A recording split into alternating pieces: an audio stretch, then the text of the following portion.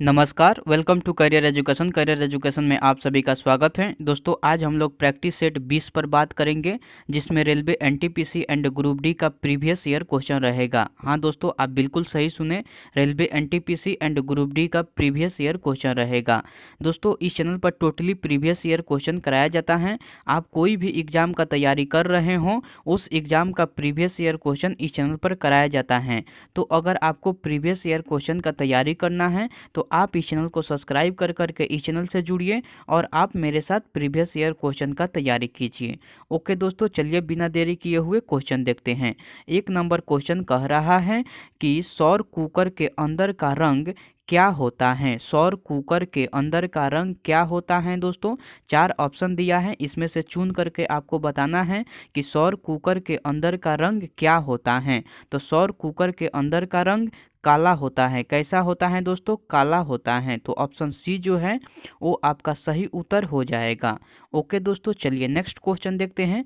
Next question कह रहा है कि पानी का क्वथनांक बिंदु है। पानी का क्वथनांक बिंदु है। पानी का क्वथनांक बिंदु है कितना है दोस्तों? तो 100 डिग्री सेंटीग्रेड है। पानी का क्वथनांक बिंदु है तो 100 डिग्री सेंटीग्रेड है। तो ऑप्शन ए जो है वो आपका सही उत्तर हो जाएगा।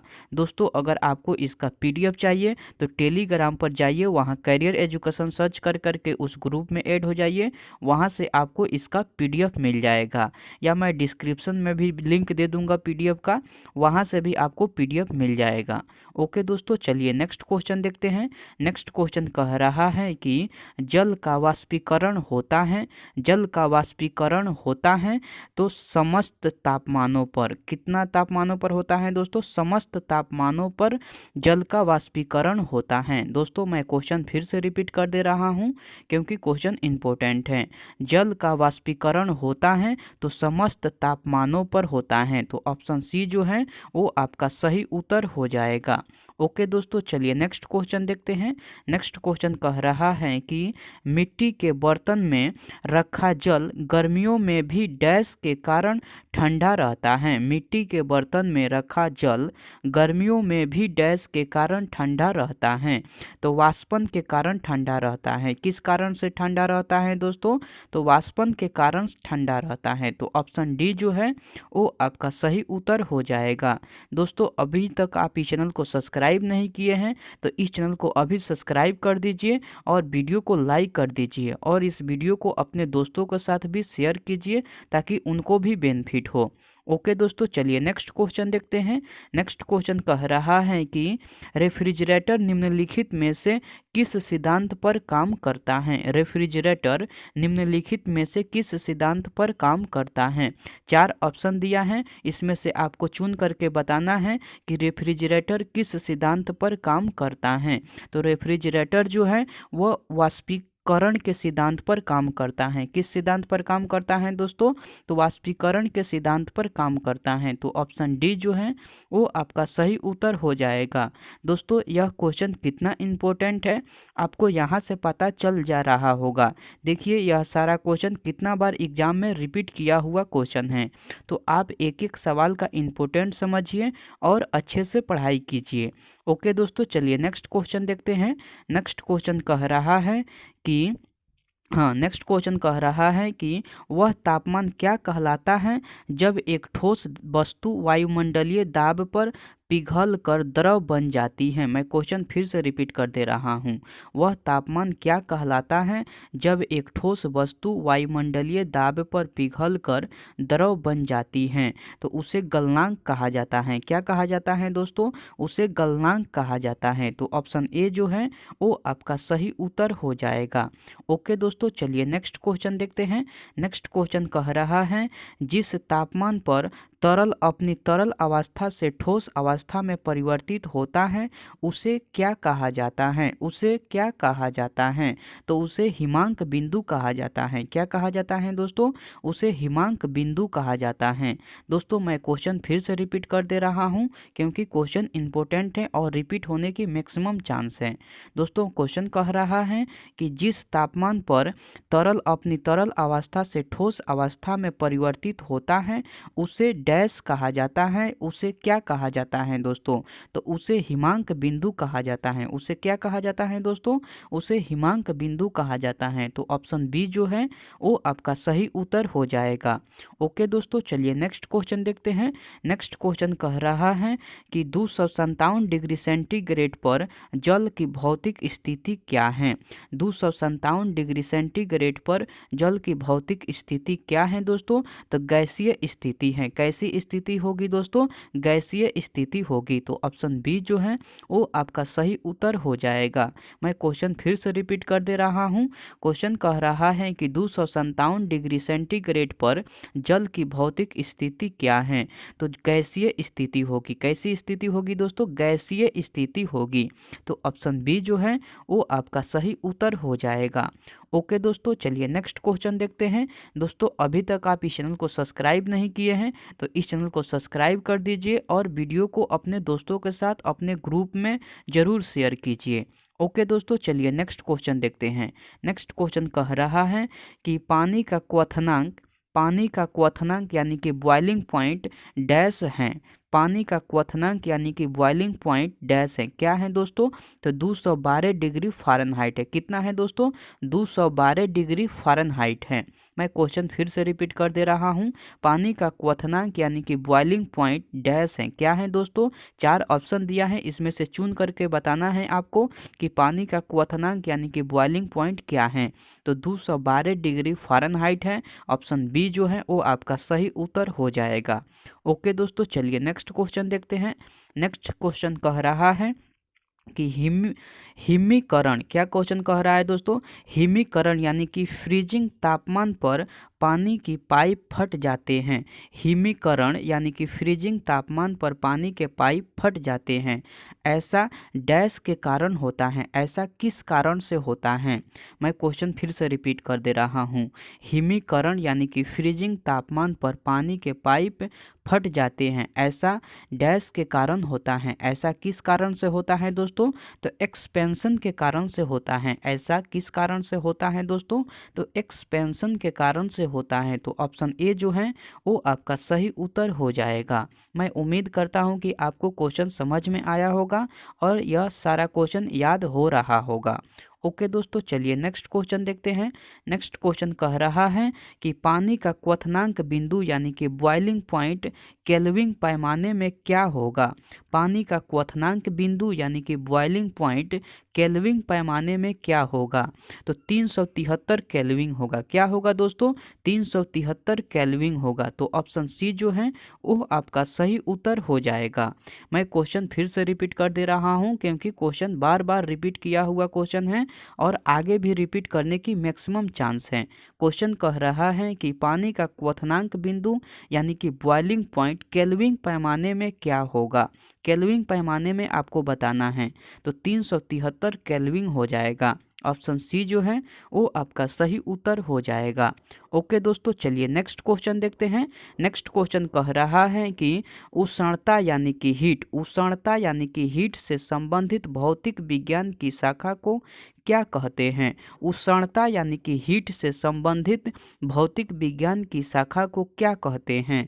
तो थर्मोडायनेमिक्स कहते हैं। क्या कहते हैं दोस्तों? थर्मोडायनेमिक्स कहते हैं। तो ऑप्शन सी जो है वो आपका सही उत्तर हो जाएगा, यानी कि थर्मोडायनेमिक्स। ओके दोस्तों, चलिए नेक्स्ट क्वेश्चन देखते हैं। नेक्स्ट क्वेश्चन कह रहा है कि ऊष्मागतिकी के किस नियम के द्वारा ऊर्जा संरक्षण के नियम को जानते हैं? मैं क्वेश्चन फिर से रिपीट कर दे रहा हूँ। ऊष्मागतिकी के किस नियम के द्वारा ऊर्जा संरक्षण के नियम को जानते हैं? तो प्रथम नियम के द्वारा जानते हैं। किस नियम के द्वारा जानते हैं दोस्तों? तो प्रथम नियम के द्वारा जानते हैं। तो ऑप्शन बी जो है वो आपका सही उत्तर हो जाएगा। ओके दोस्तों, चलिए नेक्स्ट क्वेश्चन देखते हैं। नेक्स्ट क्वेश्चन कह रहा है कि उस तापमान को क्या कहते हैं जिस पर वायुमंडलीय दाब पर द्रव उबलना शुरू कर देता है?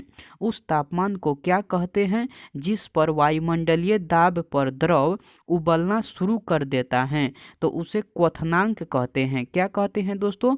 उस तापमान को क्वथनांक कहते हैं। तो ऑप्शन सी जो है वो आपका सही उत्तर हो जाएगा। दोस्तों मैं क्वेश्चन फिर से रिपीट कर दे रहा रहा हूँ उस तापमान को क्या कहते हैं जिस पर वायुमंडलीय दाब पर द्रव उबलना शुरू कर देता है। तो उस तापमान को क्वथनांक कहते हैं। क्या कहते हैं दोस्तों? क्वथनांक कहते हैं। तो ऑप्शन सी जो है वो आपका सही उत्तर हो जाएगा। दोस्तों आपको लग रहा होगा कि मैं एक क्वेश्चन 2 बार 3 बार क्यों रिपीट कर रहा हूँ। मैं एक क्वेश्चन 2 बार 3 बार इसलिए रिपीट कर रहा हूँ ताकि सारा क्वेश्चन आपको एक बार वीडियो देखने से ही याद हो जाए। मेरा उद्देश्य यही है कि आपको सारा क्वेश्चन याद करा दूं एक ही बार वीडियो देखने से। इसलिए मैं एक क्वेश्चन 2 बार 3 बार रिपीट कर रहा हूं ताकि आपको सारा क्वेश्चन याद हो जाए। ओके दोस्तों, चलिए नेक्स्ट क्वेश्चन देखते हैं। नेक्स्ट क्वेश्चन कह रहा है कि निम्नलिखित में से कौन सी एक सतहीय घटना है। निम्नलिखित में से कौन सी एक सतहीय घटना है। 4 ऑप्शन दिया है, इसमें से आपको चुन करके बताना है कि कौन एक सतहीय घटना है। तो वाष्पीकरण जो है वो एक सतहीय घटना है। तो ऑप्शन सी जो है वो आपका सही उत्तर हो जाएगा। ओके दोस्तों, चलिए नेक्स्ट क्वेश्चन देखते हैं। नेक्स्ट क्वेश्चन कह रहा है कि गर्मी के मौसम में पंखा चलाने पर राहत अनुभव होता है। क्यों क्यों अनुभव होता है? गर्मी के मौसम में पंखा चलाने पर राहत अनुभव होता है। ऐसा क्यों होता है? क्योंकि पंखे की हवा से हमारा पसीना तेजी से वाष्प बनकर उड़ जाता है, इसलिए गर्मी के मौसम में पंखा चलाने पर राहत अनुभव होता है। तो ऑप्शन ए जो है वो आपका सही उत्तर हो जाएगा। मैं उम्मीद करता हूँ कि आपको क्वेश्चन याद हो गया होगा और अच्छे से समझ में आया होगा। ओके दोस्तों, चलिए नेक्स्ट क्वेश्चन देखते हैं। नेक्स्ट क्वेश्चन कह रहा है कि जिसका तापमान लिया जाना है उसे स्पर्श किए बिना जिस उपकरण से उसका तापमान मापा जा सकता है वह उपकरण कौन सा है? तो विकिरण या अवरक्त पायरोमीटर है। विकिरण या अवरक्त पायरोमीटर है। तो ऑप्शन ए जो है वो आपका सही उत्तर हो जाएगा। दोस्तों आपको टेंशन लेने की ज़रूरत नहीं है, मैं क्वेश्चन फिर से रिपीट कर दे रहा हूँ। जब तक आपको क्वेश्चन याद नहीं होगा तब तक मैं क्वेश्चन रिपीट करते ही रहूँगा। क्वेश्चन कह रहा है कि जिसका तापमान लिया जाना है उसे स्पर्श किए बिना जिस उपकरण से उसका तापमान मापा जा सकता है वह है तो विकिरण या अवरक्त पायरोमीटर है। उस उपकरण का क्या नाम है दोस्तों? विकिरण या अवरक्त पायरोमीटर। तो ऑप्शन ए जो है वो आपका सही उत्तर हो जाएगा। ओके दोस्तों, चलिए नेक्स्ट क्वेश्चन देखते हैं। नेक्स्ट क्वेश्चन कह रहा है ऊष्मा विकिरणों की गति होती है। ऊष्मा विकिरणों की गति होती है तो प्रकाश के बराबर होती है। कैसी गति होती है दोस्तों? तो प्रकाश के बराबर गति होती है। तो ऑप्शन बी जो है वो आपका सही उत्तर हो जाएगा। मैं क्वेश्चन फिर से रिपीट कर दे रहा हूँ। ऊष्मा विकिरणों की गति होती है तो प्रकाश के बराबर होती है। तो ऑप्शन बी जो है वो आपका सही उत्तर हो जाएगा। ओके दोस्तों, चलिए नेक्स्ट क्वेश्चन देखते हैं। नेक्स्ट क्वेश्चन कह रहा है निम्नलिखित में से कौन ऊष्मारोधी नहीं है। निम्नलिखित में से कौन ऊष्मारोधी नहीं है। 4 ऑप्शन दिया है, इसमें से आपको वो चुनना है जो ऊष्मारोधी नहीं है। तो एल्युमिनियम जो है वो ऊष्मारोधी नहीं है। तो ऑप्शन ए जो है वो आपका सही उत्तर हो जाएगा। ओके दोस्तों, चलिए नेक्स्ट क्वेश्चन देखते हैं। नेक्स्ट क्वेश्चन कह रहा है सूर्य की असीमित सॉरी दोस्तों, मैं क्वेश्चन फिर से रिपीट कर दे रहा हूँ। सूर्य की असीमित ऊर्जा का स्रोत है। सूर्य की असीमित ऊर्जा का स्रोत है तो नाभिकीय संलयन है। क्या स्रोत है दोस्तों? नाभिकीय संलयन है। तो ऑप्शन बी जो है वो आपका सही उत्तर हो जाएगा। मैं क्वेश्चन फिर से रिपीट कर दे रहा हूँ। क्वेश्चन कह रहा है कि सूर्य की असीमित ऊर्जा का स्रोत है तो नाभिकीय संलयन है। तो ऑप्शन बी जो है वो आपका सही उत्तर हो जाएगा। ओके दोस्तों, इतना क्वेश्चन मैं लेकर आया हुआ था। मैं उम्मीद करता हूं कि आपको सारा क्वेश्चन याद हो गया होगा। अगर आपको सारा क्वेश्चन याद नहीं हुआ है तो आप इस वीडियो को फिर से देखिए। आपके लिए एक एक सवाल और एक एक क्वेश्चन इम्पोर्टेंट हैं। दोस्तों अपने मम्मी पापा के सपने को पूरा करने के लिए जी जान लगा दीजिए। आपको बहुत बहुत मेहनत करना होगा इस बार सीट लेने के लिए। तो आप अपने मम्मी पापा को सपने को पूरा करने के लिए जी जान लगा दीजिए। दोस्तों प्रीवियस ईयर क्वेश्चन का बहुत बड़ा फैक्टर होता है, तो आप प्रीवियस ईयर क्वेश्चन पर ज़्यादा फोकस कीजिए और आप प्रीवियस ईयर क्वेश्चन का तैयारी कीजिए। आपका रिजल्ट ऑलरेडी क्लियर हो जाएगा प्रीवियस ईयर क्वेश्चन अगर आप तैयारी करते हैं अच्छे से तो। ओके दोस्तों, चलिए नेक्स्ट वीडियो में आपसे मैं मिलता हूँ। तब तक के लिए टेक केयर दोस्तों, अपना ध्यान रखिए और मन लगाकर पढ़ते रहिए। ओके दोस्तों, बाय।